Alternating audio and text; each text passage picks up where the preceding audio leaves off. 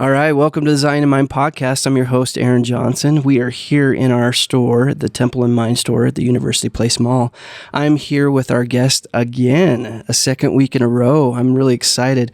We have Bonnie and Leland Coford. Hello. Good morning. I did it. I always mess that up. I messed up James's name, and I've known him for a long time. And Sean, I've known him much longer. And these gentlemen that have been on our show, you guys are going to watch this podcast and watch me mess up all the time. But Coford, we got it. And you guys are with UpStep Development. And again, tell us, I know our viewers who tuned in last time had a little clip of what you guys do, but let's talk about it again real fast. What is it that you guys do? We love to help strengthen the ties of the family. Okay. Once you help the parents, then it trickles down to the kids and it strengthens the family. Now, with the strengthening of the family, there's a lot that has to do with the parents, because the parents get into not only aspects of spiritual, mental, physical, emotional, financial, I mean, the list goes on, right? And so if we can help the parents get to the point where they feel comfortable with one another and they have that connection that's really tight between each other, and they have a core foundation of what they're doing in their family, then everything else smooths out. You talked about financial. Are you talking about more of like planning and making? Tell me a little bit more about the financial side of things, because I was always raised that you should be doing your finances together. Do you guys agree with that? Well, the finances should be understood by both parties, both the man and the woman, because one doesn't rule over the other. Right. And we find a lot of times that somebody's always controlling, right? And the controlling is what causes the separation, or no connection with the individuals being together. Right. So the finances, yes, they need to be done so that they both understand what's happening with their finances. Because that is, I think, one of the number one reasons why divorces happen, because of financial disagreements. Do you guys agree? It's almost the number one reason why. What are some other problems. pitfalls? I mean, we had talked about before we started the podcast about fear in nature. Like I'm a big guy on talking about fear and faith.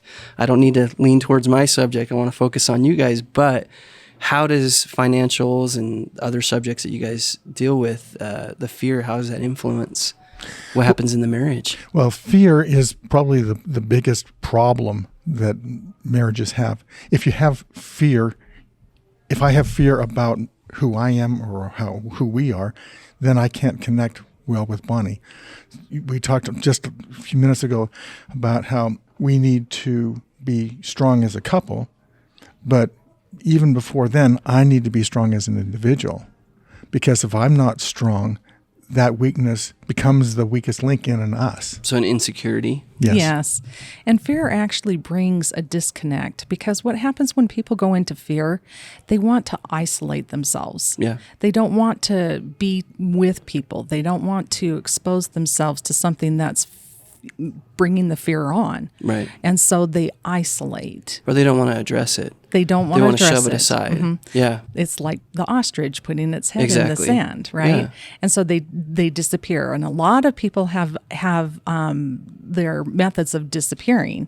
Some people love to do gaming. Some people love, the electronic industry has really done well on that. They have definitely fed that market. Right? Yes, right? they have. Yeah. But it can also be the way of running away. Some people go and spend money. Some people go and eat. Some people get into addictions of alcohol and all those other types of things. So fear is a big, wide monster, so to speak, that needs to be handled. Another part of fear, though, can be, it doesn't even have to be something out there. People can just shut down with fear. If you're afraid that you're going to have your head bitten off, then you're not going to start walking on eggshells type is what they talk about. Yep. Right. And that's not a relationship. No. So how can you change a fear-based marriage towards a faith-based marriage? And are we talking faith religious, or are we talking faith hope? Both. Both? Okay. Absolutely. I'm listening. You've got my attention. Well, one of the ways is to understand that your emotions are under your control. You can control your emotions, and not everybody knows how. And that's one of the things that we teach our clients is to help them understand that they can control, and show them tools and principles that give them a power to control their emotions. Right. Now, I was a little bit hesitant about like possibly getting involved with coaching with you guys, not because I was worried about your content, but because I didn't want to seem biased once I got on the podcast. Like there was some benefit for me in all of this and being able to have you on the show. The content, okay, so the stuff that I'm starting to get off your website, and as we are starting these coaching sessions with my family, all I can say is this: it has been our talking point, because we had a session last Monday, right? Yes. It has been our talking point pretty much the entire week. It is now, as soon as we had our girls with us, it was, okay, guys, guess what's happening? Look something to look forward to. And I think it's because, yeah, you're right. Gaming and all these different avenues that we seem to think is our way out or our escape or our remedy is actually not giving us the correct diagnosis to our real problems. And so we feel this massive void. I've found myself in work. I throw myself into work as my escape and hiding my head in the hole, as you're saying, and not addressing my issues firsthand. And I think that that's where you guys are very valuable in the fact that you need to highlight what those things are and to be able to improve upon them. And I don't know of any video game that can actually create self-improvement. No. Maybe hand-eye coordination, maybe. Actually, gaming actually causes your emotions to get worse.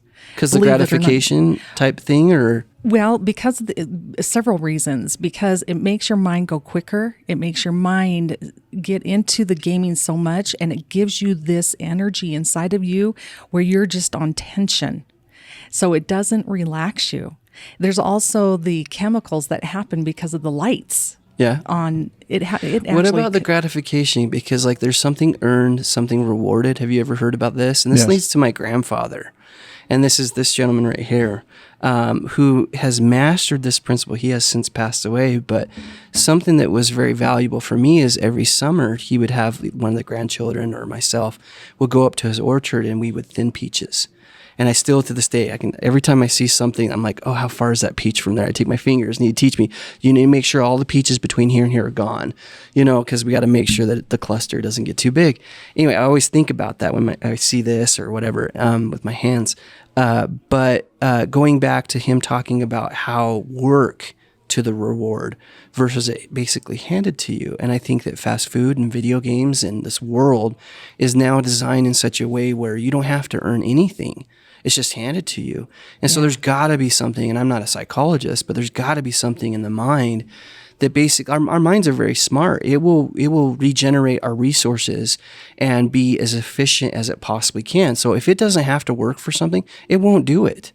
And so if you're constantly handed this like gratification, and then if in your relationships you have to work at it, or if in your job you have to work at it, and your friends you have to work at it, do you really have to work at a video game? Do you really have to work at these little things that the addictions? And no, they're just instant gratification, and you can trust that I'm going to get this result every time. Okay. Versus relationships, right? You don't know. You don't know if you're going to get these things. Okay, so as far as the gratification that you get from gaming, this is something that people look at as gratification, but it's superficial. Yeah. It's just so superficial, I and think people you need to define superficial, because I really don't think people understand what you're talking about here. Okay, so superficial in the aspect of, do you really remember 10 years down the road what you did in the gaming industry? No. Do you remember last week? No. Okay, so it's superficial, meaning that it's not long lasting. You're trying to, it's something that you're trying to satisfy, but it doesn't have a good effect on you for the long run. Right. Okay. So in this gaming industry, that's what's happening to a lot of people, that they're getting that self-gratification that's only a minute thing, and it's superficial, meaning that it's only on the surface and not down deep underneath, where you're really struggling inside of yourself with all the problems that are there. The purpose of the gaming is to hide all of that, and so you're getting that satisfaction. Satisfaction. Yeah. Thank you. You're welcome. And so it's this place where people go to escape. It's an escape route. And the escape is like really important concept there, because it's not only do you get away from it, but it hides it. When I have some issue that I'm dealing with, one of the first things that I want to do is go to the refrigerator. And I know from experience, not my own experience, as well as from clients, that if you hide what's happening inside of you, you can't fix it. Right. You can't repair. You can't take care of it. And so, I can't tell you how many times I start heading towards the fridge. All right, you turn, because I need to deal with what's going on. Versus like eating. Versus, because eating will hide it. So that's a good analogy, because we're not talking gaming or whatever the distraction might be as trying to find just an opportunity to rest or entertainment. We're talking way beyond that now. Oh, Yes. Because that's where we are in society. Yes. I mean, it's life. Yes. These avenues, and it's not just that. It's YouTube, it's Netflix, it's all these different things. You know, they have a healthy purpose to a point, but the word that keeps coming out is a healthy balance. A healthy balance, because, for instance, in a situation of going to the gym and having a trainer and a coach that would train you, and this is kind of how I see you guys, as you guys are there, you're helping the bodybuilders of family marriages become these superpowers, right? These superhuman type, not really, but just these powerful people, right, in their marriages, and they need a trainer, right? And so, but the thing is that like when you go into a gym, it's never a good situation. When you're working on yourself in that form, it hurts. You have to really reflect whether or not you can lift that weight or not and work up to it. Now, eventually you can. Eventually you could have those things to have a healthy lifestyle, but then even that can even get out of balance, right? And we know of people that are overtraining and they escape there, right? So it's about balance. And so I know we're going to get a lot of haters out there and be like, gaming's life or whatever it might be. And you guys don't know what you're talking about. We're talking about balance, about anything can be out of balance. Even religion can become out of balance. It really can. I've experienced that myself. And then I just think it's important for us to understand that we're not trying to talk that gaming's bad or these avenues that we do for entertainment are bad. It's just how we tend to get out of this balance. If we're using it to hide from ourselves, hide from our emotions, hide for things that we know that we need to be doing, that's when it becomes a problem. If it's a tool to hide, that's when it's a problem. Yes. If you are frustrated with increased complaining, blaming, or silent treatments, if you have challenges with jealousy or feeling not good enough, if you are afraid of being controlled, ignored, or even cheated on, reach out to us. We help you put back the bounce in his step and the sparkle in her eyes. We are UpStep Development, marriage and life coaches. We sponsored this program for you. Reach us at upstepdevelopment.com.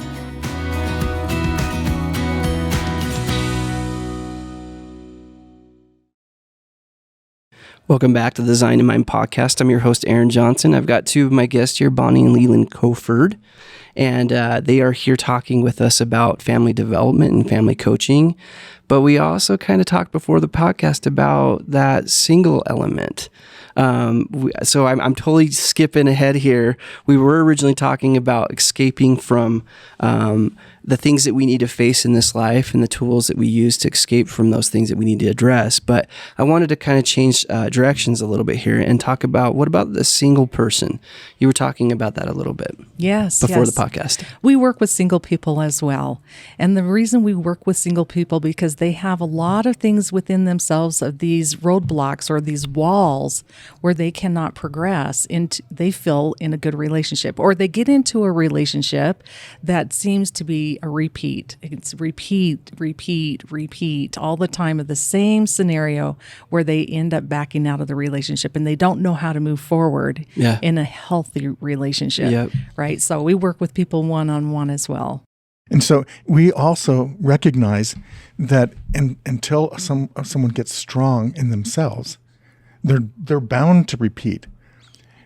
Both Bonnie and I were in a previous marriage, and the things that happened that were not helpful in that first marriage repeated with us.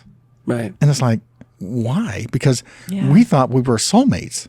Right. Right. The way we met each other and the things that happened up front to us said we're soulmates.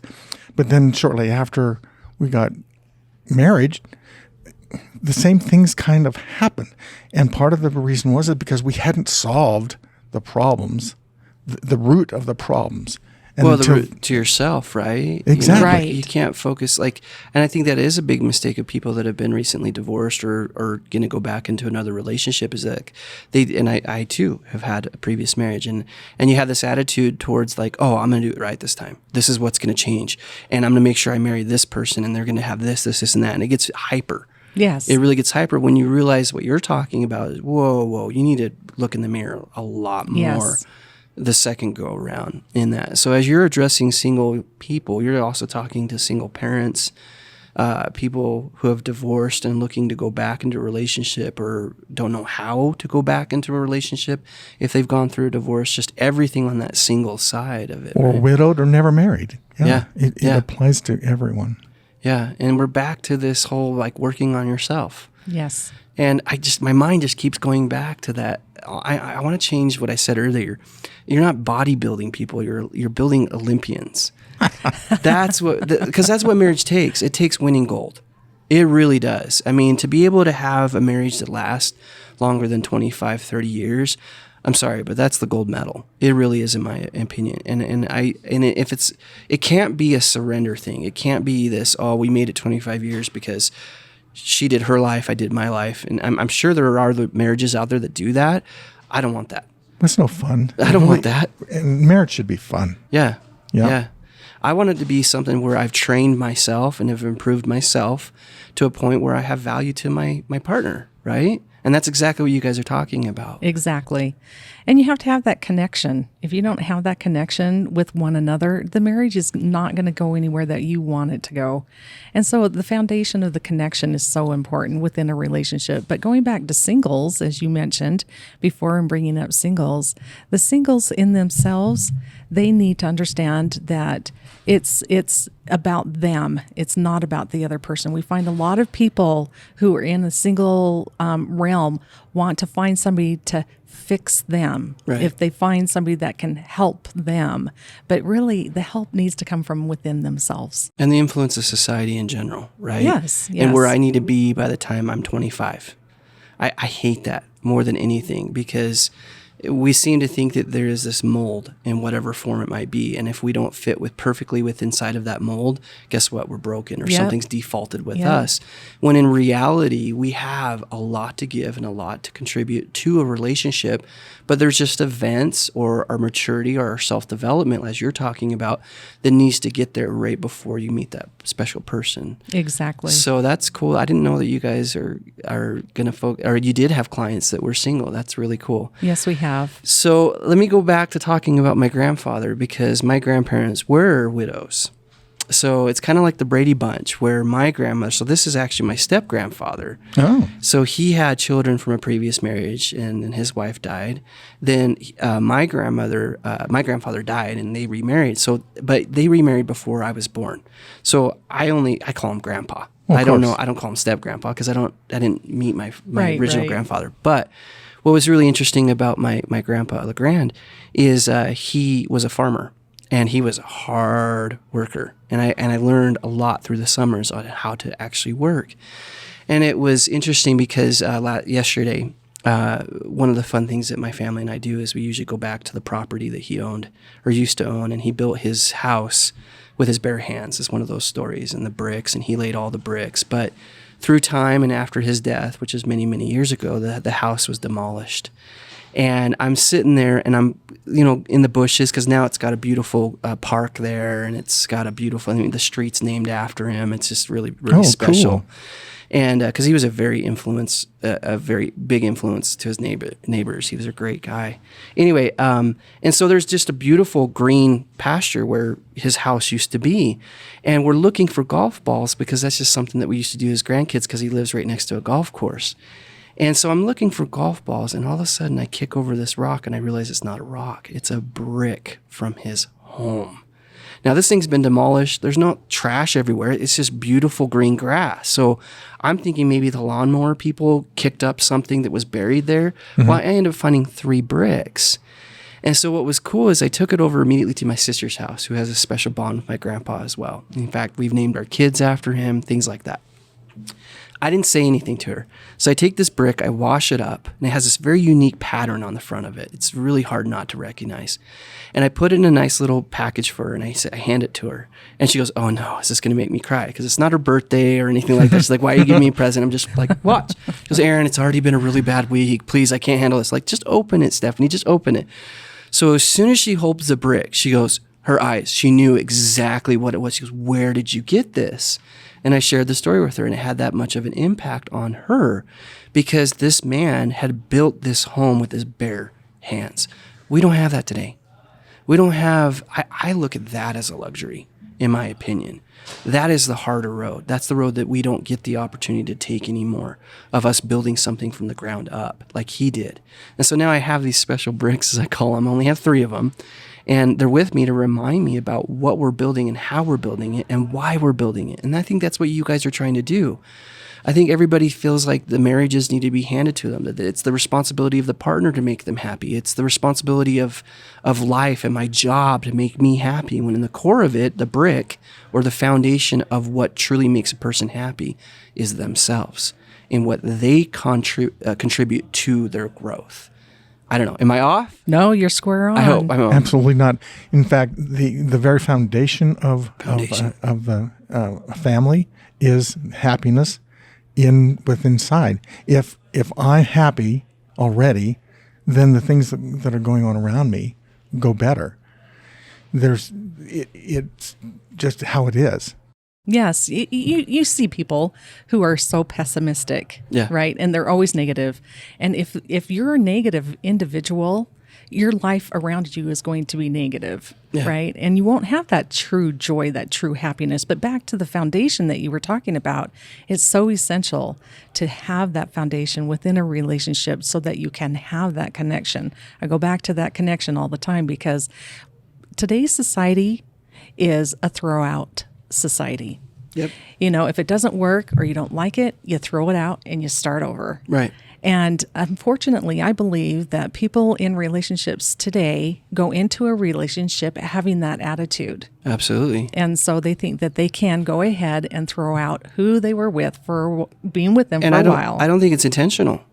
I think it's the way that society in general has shaped it, and that's the way they think it is. Yes, and they don't even know it themselves inside themselves, that's how they're walking into it. They're almost like a victim of it themselves. Yeah, exactly. Yeah. Right. And so in understanding that and looking at that this is not a throwaway situation, that it's not just affecting you and your spouse, but it has a ripple effect about your children, your parents, his parents, their parents, family members, relationships with friends. It affects everyone, right? Even goes beyond that.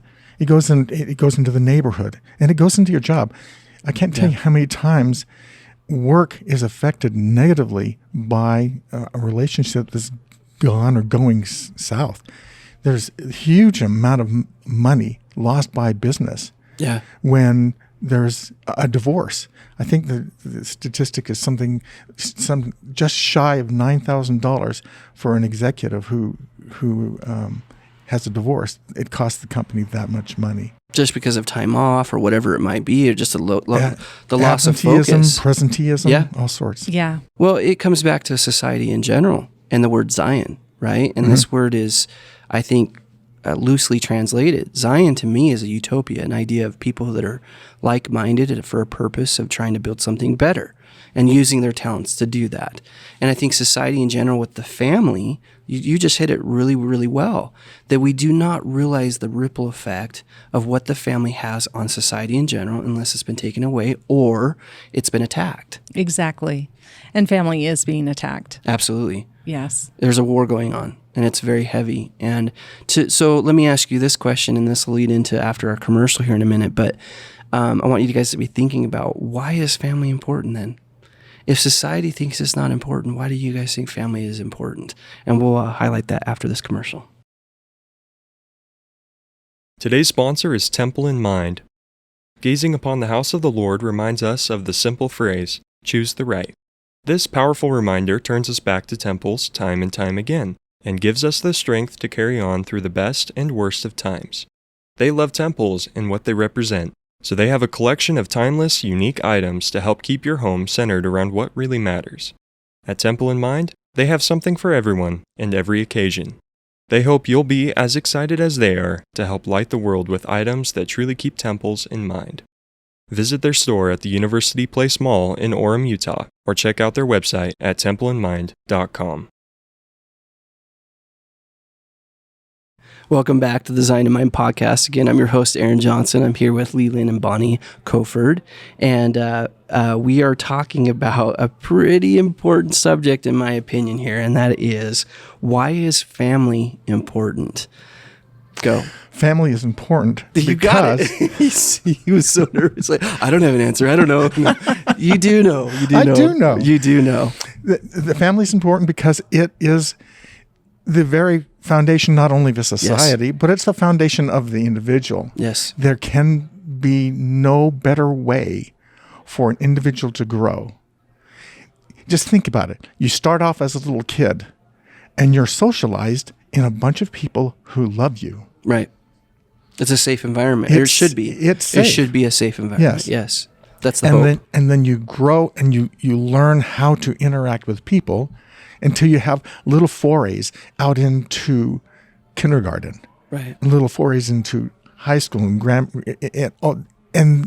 the family is where you come back to learn what you did wrong, what you did right, and how things work. And so not only is it important for society, but it's important for the individual. Right. It's the best way for the individual to grow, for society to grow.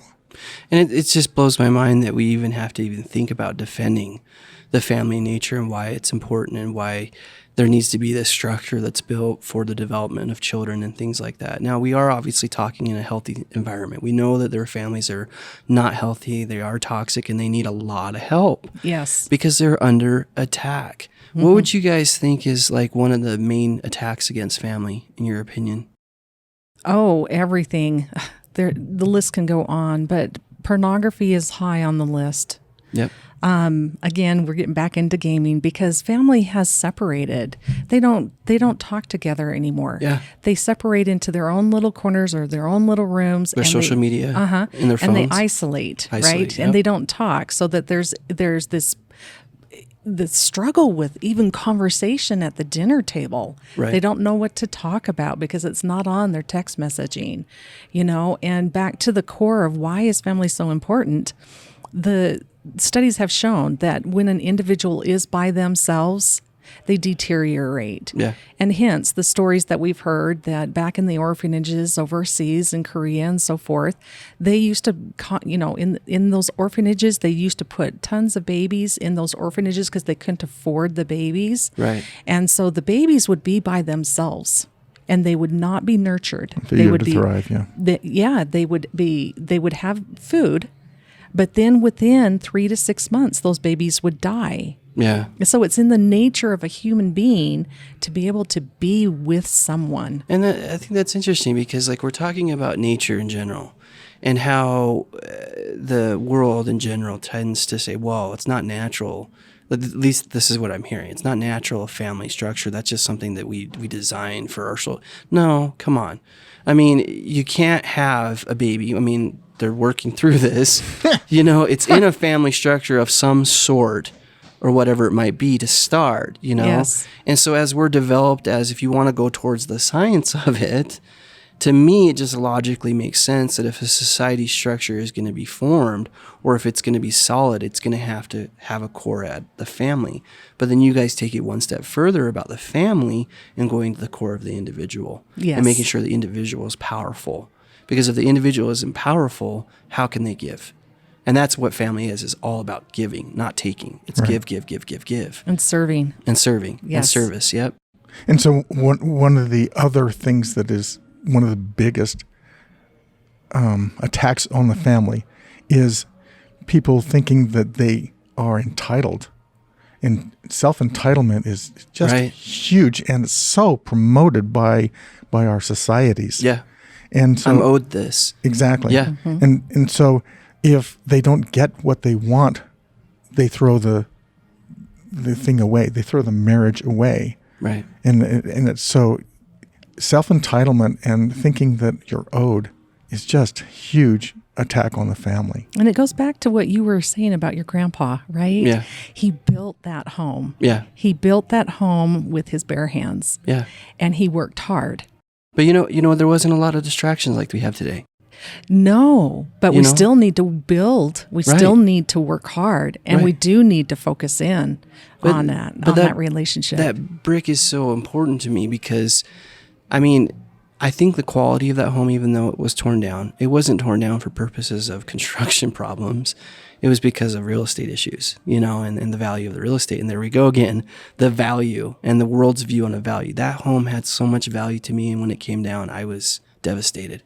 And to find this brick and go back to the core values that my grandfather had about building something from the ground up, that's what the family was all about. And that's why every summer they would pick a grandchild to come and stay with them that summer and go out in his fields and get on his tractor and learn these principles of life. He was so instrumental in my development as learning how to work more than anybody. But his core foundation was hard work. It wasn't about getting it tomorrow or self-gratification. In fact, everything that he did was all about the service to the community. I mean, I think that like 90% of his orchard was actually given away because he wasn't in a situation where he needed to sell it. He had worked up to that. And so he was always giving back to the community, but he was also a core rock in himself. He knew who he was. He knew his mission in life. By far, just look at this picture. I mean, he was by far the happiest person I've ever met in my life. And that's the bottom line. And same was my grandmother. Right. She and was that's happy. the bottom line right there is the joy because he worked at it. And they died happy. Yeah. I That's mean, awesome. my parents were there for both of their deaths. Yeah. And they described it very similar, even though it was like 10 years apart. And they were happy. Yeah. Truly, truly happy. Because of what they did and what they developed and what they sacrificed. That word sacrifice is not used anymore. People don't care in quality. They want quantity. Or like you said, if it doesn't work for me, I'll just try something else. Versus working through it and pushing as hard as you can to make it work. But I think there is a balance, right? Remember back to the balance. I mean, Exactly. It can be too much to lift too much weights and neglect my family or neglect my health. Even some situations, bodybuilders don't have healthy hearts because they go to extremes. So even a family could be an extreme. A family could be too much involved in our private lives. So it's about balance. And I know you guys are Exactly. talking about that. But as we talk about our past history and the things I feel like each generation, there's a funny saying that when you inherit a business, if the children inherit the business, usually it's grandfather that built it, the son that inherits it and runs it, and then the grandson that destroys it. So many It's times. very common. Yes. So I'm many seeing that in times. marriages where we see grandma and grandpa have this, what we perceive as an ideal marriage, and that's old-fashioned. That's not today. That's old-fashioned. When in reality, they went through depression, they went through war, they had to be there for each other. They went through all of those things that does develop that core in order to just survive in general. So true. Then you have the next generation of baby boomers that come in, and now it's a little bit easier. They have the middle class gets developed, and they start having careers and focusing on colleges and developing. And now we have the generation that's handed to them, where the baby boomer generation was like, oh, I want my kids to have what I didn't have because we had to go work so hard with my my parents, right? So now everything's handed to us. Well, we're finding out that when everything's handed to you, not worked for, what do we get? Nothing. Exactly. No value. Exactly. Nothing's worth anything. Well, and people are lost. Yeah. They don't know where to turn. Yeah. They don't know who to trust. And they find themselves in a place where they are sad. And it's one thing to be in a marriage that's abusive. That's not what we're talking about. We're not trying to work through things that are very critical in your well-being. We're talking about people that don't understand the concept that marriage is not designed or marriage is not an easy road. It's not. It's not meant to be. It's not meant to be. And consider the butterfly that is pulled out of the cocoon, is cut out of the cocoon. It dies. Or the chick that is cut out of the egg. It dies. The struggle is part of what is needed. The process of being built. Absolutely. Yes. And going back to the point I made earlier, there's no better place than inside the family to build yourself, to break out of of the problems that you would have, so that you can be strong. And if you give up on a marriage, if you give up on even if it's not a marriage, if it's a brother or sister, a child, a parent, if you just give up, then you're basically killing yourself. You're harming yourself rather than growing and using it as a resistance. You talked about weight training. When you push on a weight, when you lift a weight, you're building the muscle. If you just throw the weight away, you don't go to the gym, your muscles waste. And it might look good that you have the little membership tag on your key ring, right? Oh Right. yeah, I go to the gym, right? When in reality, it's superficial, like you talked about, right? Exactly. And I think that there's something that's ringing in my ear right now, and that is, what kind of quality of a person are you? Are you a person that's just wanting to have something easy? I mean, anything that's been worth it in this life has taken work.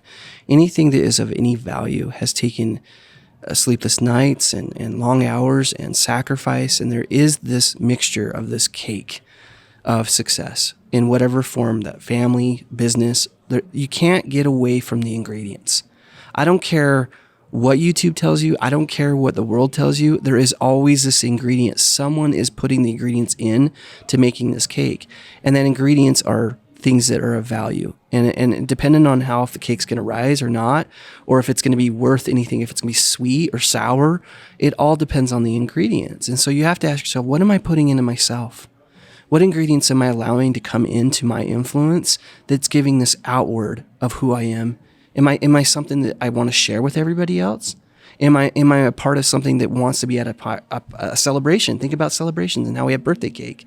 That's something to be excited about. That's how marriage should be. Right. But think about the efforts it took to even get the cake there in the first place, right? Yes, I know it's a yes. silly little analogy, but the reality is that we go to the store, we buy the cake. It's done. We don't have to go milk the cow. We don't have to go hunt down the eggs, but marriage does. We are required to go to the root of everything. And you're talking specifically to ourselves. Yes. And to not lie to ourselves about who we really are.